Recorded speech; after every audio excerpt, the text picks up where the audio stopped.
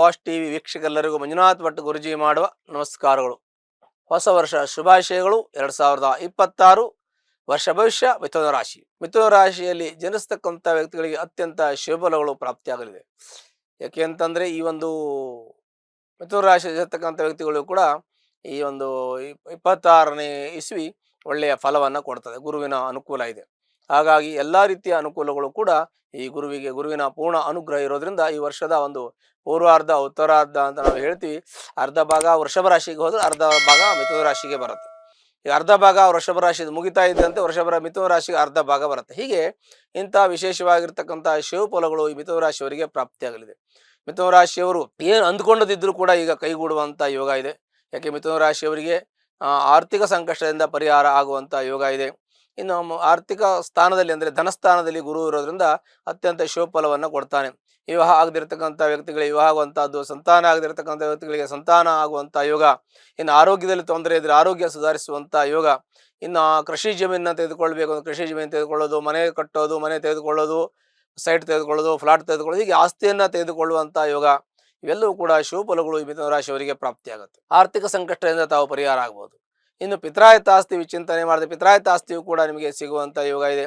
ಪಿತ್ರಾಯತ ಆಸ್ತಿಯಲ್ಲೂ ಕೂಡ ಶುಭಫಲಗಳು ಪ್ರಾಪ್ತಿಯಾಗುತ್ತೆ. ಅಲ್ಲೂ ಕೂಡ ನಿಮ್ಮ ಎಲ್ಲ ಕೆಲಸ ಕಾರ್ಯಗಳು ಸಸೂತ್ರವಾಗಿ ಆಗುತ್ತೆ. ನಿಮಗೇನಾದರೂ ಭಾಗ ಬರಬೇಕಂದ್ರೆ ಅದು ನಿಮಗೆ ಭಾಗ ಬರುವಂಥ ದಿಸೆ ಬರುವಂಥ ಯೋಗವು ಕೂಡ ನಿಮಗಿರುತ್ತೆ. ಅಲ್ಲೂ ಕೂಡ ನೀವು ಪ್ರಯತ್ನವನ್ನು ನೀವು ಮಾಡ್ಬೋದು. ಆನಂತರದಲ್ಲಿ ನಿಮ್ಮ ಮಕ್ಕಳನ್ನ ಚಿಂತನೆ ಮಾಡಿದ್ರೆ ಮಕ್ಕಳು ವಿದ್ಯಾವಂತರು ಆಗ್ತಾರೆ, ಬುದ್ಧಿವಂತರಾಗ್ತಾರೆ, ಒಳ್ಳೆ ಹುದ್ದೆಯಲ್ಲಿ ಇರುವಂಥ ಯೋಗ ಕೂಡ ಇದೆ. ಮಕ್ಕಳ ವಿದ್ಯಾಭ್ಯಾಸದ ಬಗ್ಗೆ ಸ್ವಲ್ಪ ಗಮನ ಕೊಡಬೇಕು.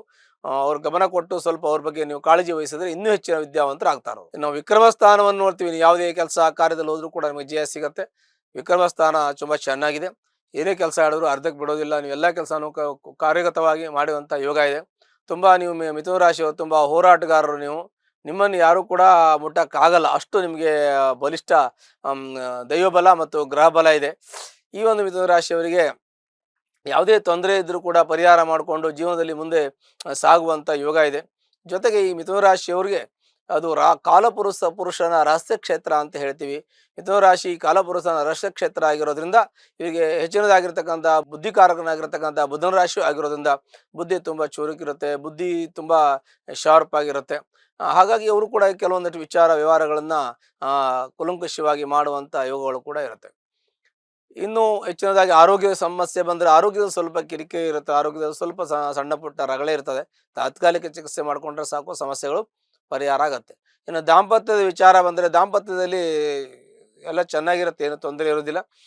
ಸಣ್ಣ ಪುಟ್ಟ ಸಮಸ್ಯೆಗಳು ಕೂತು ಮಾತಾಡ್ಕೊಳ್ಳೋದು, ಇಲ್ಲಾಂದರೆ ಅದು ಸಂಬಂಧಪಟ್ಟ ನಿಮ್ಮ ಜಾತಕ ಪರಿಶೀಲನೆ ಮಾಡಿ ಅದಕ್ಕೆ ಸಂಬಂಧಪಟ್ಟಂಥ ಪರಿಹಾರವನ್ನು ಮಾಡ್ಕೊಳ್ಳೋದು. ಇನ್ನು ನಿಮಗೆ ಭಾಗ್ಯೋದಯ ಯಾವಾಗ ಆಗುತ್ತೆ ಅಂದರೆ ಭಾಗ್ಯೋದಯ ಆಗತ್ತೆ ಈ 26ನೇ ಇಸ್ವಿ ಮುಗಿದ್ರೊಳಗೆ. ನಿಮ್ಮೆಲ್ಲ ಕೆಲಸ ಕಾರ್ಯ ಉದ್ಯೋಗ ವ್ಯವಹಾರಗಳೆಲ್ಲ ನಿಮಗೆ ಅನುಕೂಲ ಆಗುತ್ತೆ. ಯಾಕೆಂದರೆ ಗುರುವಿನ ಪೂರ್ಣ ಅನುಗ್ರಹ ಇರೋದ್ರಿಂದ ನಿಮಗೆ ಎಲ್ಲ ಕೆಲಸ ಕಾರ್ಯಗಳು ಕೈಗತವಾಗುತ್ತೆ. ನಿಮ್ಗೆ ಯಾವ ಕೆಲಸದಲ್ಲಿ ಮಾಡಬೇಕು ಅಂದ್ಕೊಂಡಿದ್ದೀರೋ ಎಷ್ಟು ವರ್ಷಗಳಿಂದ ಅಂದ್ಕೊಂಡಿರ್ತೀರಿ, ಅಥವಾ ಇವಾಗ ಅಂದ್ಕೊಂಡಿರ್ತೀರಿ, ನಿನ್ನೆ ಇವತ್ತೇ ಅಂದ್ಕೊಂಡಿರ್ತೀರಿ ಅಂತ ಇಟ್ಕೊಳ್ಳಿ, ಇವೆಲ್ಲ ಕೆಲಸ ಕಾರ್ಯಗಳು ಕೈಗೂಡಿ ಬರುವಂತಹ ಒಂದು ಸಾಧ್ಯತೆ ಆ ಯೋಗ ಕೂಡ ನಿಮಗಿರುತ್ತೆ. ಹಾಗಾಗಿ ಅದು ಕೂಡ ಒಳ್ಳೆಯ ಶುಭಫಲವನ್ನು ಕೊಡುತ್ತೆ ಅಂತ ಹೇಳಬೇಕು. ಇನ್ನು ಕೆಲಸದ ವಿಚಾರ ಬಂದರೆ ಕೆಲಸದಲ್ಲೂ ಉದ್ಯೋಗದಲ್ಲೂ ಕೂಡ ತೊಂದರೆ ತೊಡಕೊಳ್ಳಿಲ್ಲ. ಕೆಲಸದಲ್ಲಿ ಇರತಕ್ಕಂಥ ವ್ಯಕ್ತಿಗಳಿಗೆ, ಸರ್ಕಾರಿ ಉದ್ಯೋಗದಲ್ಲಿ ಇರತಕ್ಕಂಥವರಿಗೆ ಪ್ರಮೋಷನ್ ಸಿಗುತ್ತೆ. ಇನ್ನು ಪ್ರೈವೇಟ್ ಆಗಿ ಏನು ಮಾಡಬೇಕು, ಖಾಸಗಿ ಉದ್ಯೋಗದಲ್ಲಿರೋರಿಗೂ ಅನುಕೂಲ ಇದೆ. ಆರ್ಥಿಕ ಸಂಕಟದಿಂದ ಪರಿಹಾರ ಆಗ್ಬೋದು. ಇನ್ನೇನೇನೆಲ್ಲ ನೀವು ಅಂದ್ಕೊಂಡಿದ್ದೀರಿ ಕಮಿಟ್ಮೆಂಟ್ ಎಲ್ಲ ಸರಿ ಹೋಗ್ತದೆ, ಎಂಥ ಸಮಸ್ಯೆ ಇದ್ದರೂ ಪರಿಹಾರ ಆಗುವಂಥ ಯೋಗ ಇದೆ. ಮತ್ತು ಕೋರ್ಟು ಕಚೇರಿ ವ್ಯಾಜ್ಯದಲ್ಲಿ ಶತ್ರುಧ್ವಂಸ ಆಗುವಂಥ ಯೋಗ ಇದೆ. ಏನು ನೀವು ಕೈಗೆತ್ಕೊಳ್ತೀರೋ ಅವೆಲ್ಲ ನಿಮಗೆ ಸಕ್ಸಸ್ ಆಗುವಂಥ ಯೋಗ ಇದೆ. ಹಾಗಾಗಿ ನಿಮಗೆ ಯಾವುದೇ ರೀತಿಯ ಸಮಸ್ಯೆಗಳು ಬರಲ್ಲ. ಯಾಕೆಂದರೆ ಅಷ್ಟು ಚೆನ್ನಾಗಿ ನಿಮಗೆ ಗುರುವಿನ ಪೂರ್ಣಾನುಗ್ರಹ ಇದೆ. ಜೊತೆಗೆ ನಿಮಗೆ ಎಲ್ಲ ರೀತಿಯ ಅನುಕೂಲ ಇದೆ. ನಿಮಗೆ ಯಾವುದೇ ಅನುಕೂಲ ಇಲ್ಲ ಅನ್ನೋ ಹಾಗಿಲ್ಲ. ಹಾಗಾಗಿ ಆ ಒಂದು ರಾಶಿಯ ಫಲ ತುಂಬ ಚೆನ್ನಾಗಿದೆ. ಮಿಥುನ ರಾಶಿಯವರಿಗೆ ಯಾವುದೇ ತೊಂದರೆ ಇಲ್ಲ. ಹಾಗಾಗಿ ನಮಗೆ ಏನು ಹೇಳ್ತೀವಿ, ಒಂದು ವೇಳೆ ತೊಂದರೆ ತೊಡಕುಗಳೇನಾದ್ರು ಇದ್ದರೆ ಅದು ಸಂಬಂಧಪಟ್ಟಂತೆ ನಿಮ್ಮ ಜಾತಕವನ್ನು ಪರಿಶೀಲನೆ ಮಾಡಿಕೊಳ್ಳೋದು ಭಾಳ ಉತ್ತಮವಾಗಿರುತ್ತದೆ. ಇನ್ನು ನಾವು ಹೆಚ್ಚಿನದಾಗಿ ಹೇಳಬೇಕಂತಂದರೆ ಈ ಒಂದು ಮಿಥುನ ರಾಶಿಯವರಿಗೆ ಅಂದರೆ ಉತ್ತರಾರ್ಧದಲ್ಲಿ ಈ ಒಂದು ಸ್ವಲ್ಪ ದಿನ ಕಳೆದ ಡಿಸೆಂಬರ್ ನಂತರದಲ್ಲಿ ಒಂದು ಸಮಸ್ಯೆ ಅಂತಂದರೆ ಈಗ ಮಿಥುನ ರಾಶಿಯವರಿಗೆ 3ರಲ್ಲಿ ಕೇತು ಇದ್ದಾನೆ. ಅವನು 2ನೇ ಮನೆಗೆ ಬಂದಾಗ ಸ್ವಲ್ಪ ಜಗಳ, ಮನಸ್ತಾಪ, ಸಮಾಧಾನ ಆಗ್ತದೆ. ಯಾಕೆಂದರೆ ವಾಕ್ಸ್ಥಾನದಲ್ಲಿ ಕೇತು ಇದ್ದರೆ ಜಾಸ್ತಿ ಅವರಿಗೆ ಗಲಾಟೆಗಳಾಗೋದು, ಜಗಳ ಆಗೋದು, ಮನಸ್ತಾಪ ಆಗೋದು ಆಗುತ್ತೆ.